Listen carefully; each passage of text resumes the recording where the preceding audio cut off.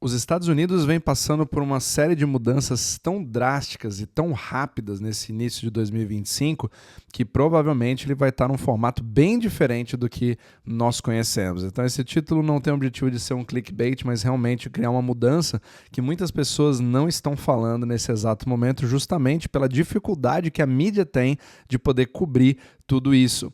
E o que eu quero falar hoje é sobre uma mudança que, pelo menos planejada pelos Estados Unidos ali, pelo Trump, que a gente vai ver acontecer agora nos próximos meses, que é o possível acordo de Mar-a-Lago. Então seria uma estrutura completamente diferente dos Estados Unidos a partir do momento que você tem uma mudança radical para a filosofia do America First, ou seja, você tem os interesses dos Estados Unidos em primeiro lugar.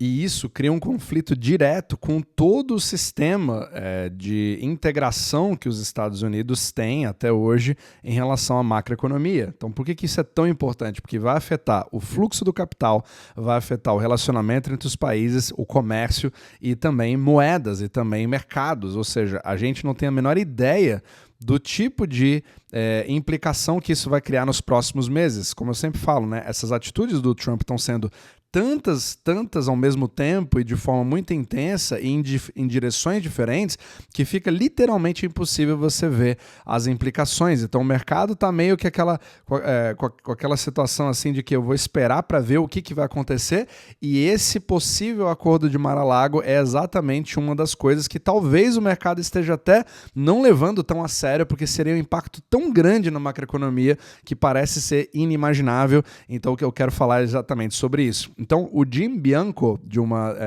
empresa de pesquisa de macro chamado Bianco Research, ele estava num podcast que é sensacional, que eu recomendo fortemente, que é o Macro Voices, né? Eu vou colocar o link do resumo que foi feito aqui no Twitter sobre o que foi discutido nesse podcast para você poder ver também. Coloquei nas fontes.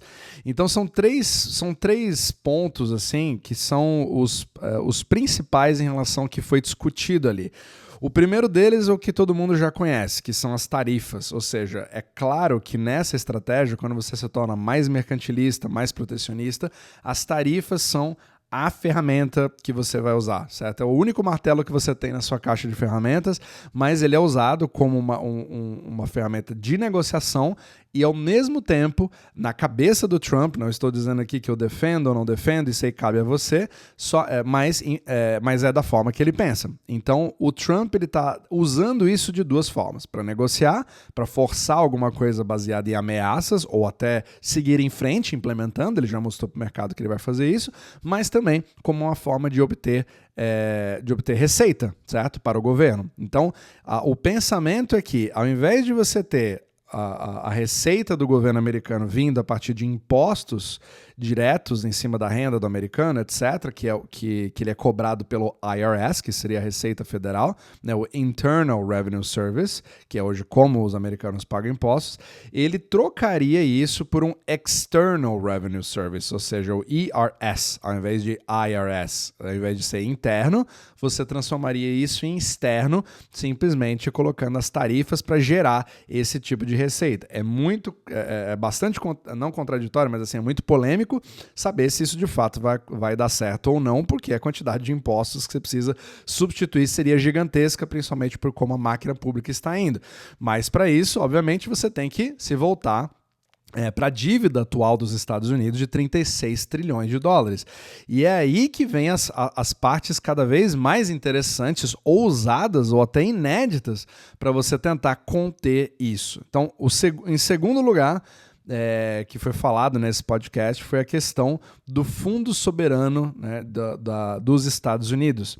E aí, ele obviamente ele está sendo implementado nesse momento, mas fica aquela questão de como que ele vai se compor, quais são os ativos, tudo isso ainda está em discussão. Mas tem duas coisas bastante interessantes ali. Ele envolve o ouro, eu já quero falar sobre isso, envolve também terras e potencialmente o Bitcoin pode ser incluído nisso também, junto com outros criptos. E aí está pendente de várias outras coisas. Pra você ver como que são tantos tiros para tanto lugar que é difícil até focar no podcast de hoje. Mas eu vou fazer outros capítulos sobre esse assunto porque é muito complexo. Então, o ouro, ele tem uma parte muito importante, que é essa que está gerando uma discussão gigantesca no Twitter, porque da forma que ele está hoje, a gente sabe que ele está nas máximas históricas pelo valor de mercado. Só que o valuation que se faz do ouro nas reservas americanas, pela lei, oficialmente, ele ainda está com preço de $42, certo?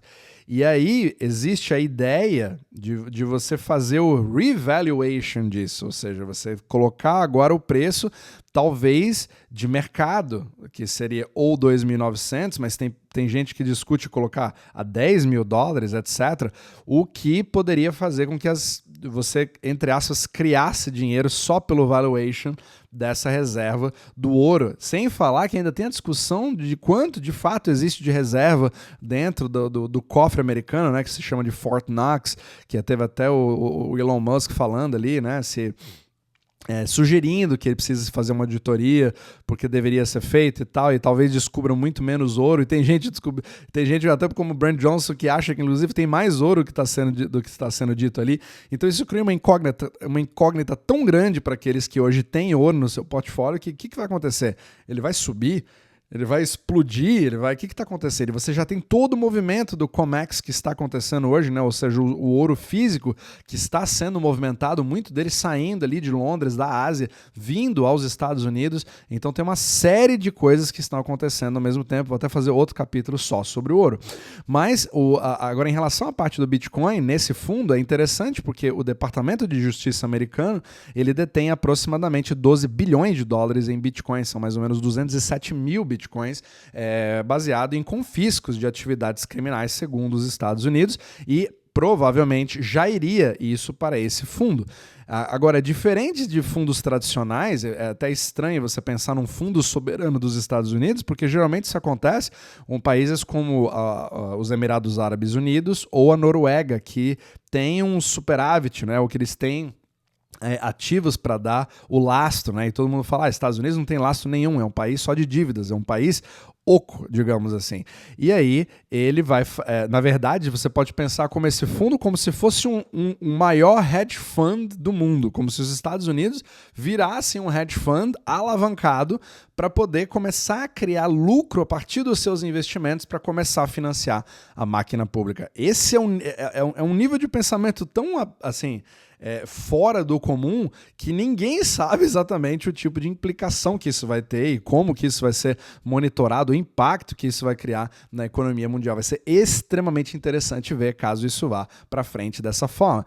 Aí tem a terceira parte, que talvez seja a mais importante de todas, que é o fim dos Estados Unidos como a polícia do mundo, que é tanto criticada, mas ao mesmo tempo é aquele que trouxe uma estabilidade, querendo ou não, no envio de produtos via navio ao redor do mundo, né? Você não existia preocupação em relação à capacidade dos bens transitarem entre continentes, trazendo todos os produtos que nós temos hoje, mas hoje isso não é mais garantido.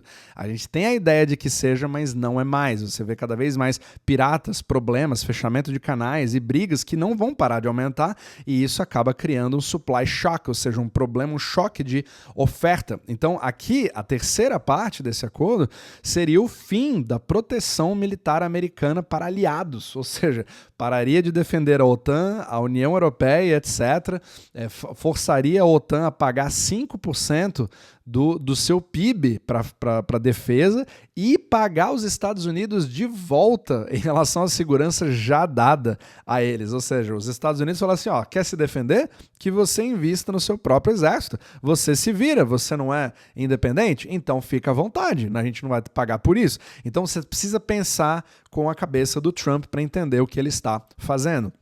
Então os Estados Unidos, eles vão se aliar, só que de uma forma muito menos, eu vou ficar pagando a conta do restaurante para todo mundo, ou pagar a defesa para todo mundo. A gente pode ser aliado, mas cada um tem que pagar a sua parte da conta. Mais ou menos esse é o princípio. Agora, essa parte aqui eu acho extremamente interessante, que é o plano de swap de dívida, ou seja, o Debt Swap Plan. Essa parte é muito interessante. Os países que hoje detêm treasuries americanos ou bonds, ou seja, né, quase todo mundo, precisa trocá-los por um outro tipo de bond, que seria um bond de 100 anos, que não existe hoje.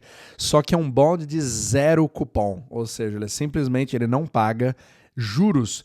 Então, existiria uma proibição de que esses cupons, esses títulos, né, esses bonds de cupom 0 sejam vendidos, mas esses bonds podem ser usados em Ripple, ou seja, você pode usá-los como colateral. O objetivo é você segurar a dívida americana, você evitar que aconteça aquele dump, né? Ou seja, você se livrar da dívida americana e, ao mesmo tempo, fazendo com que o sistema euro-dólar continue. Olha que interessante.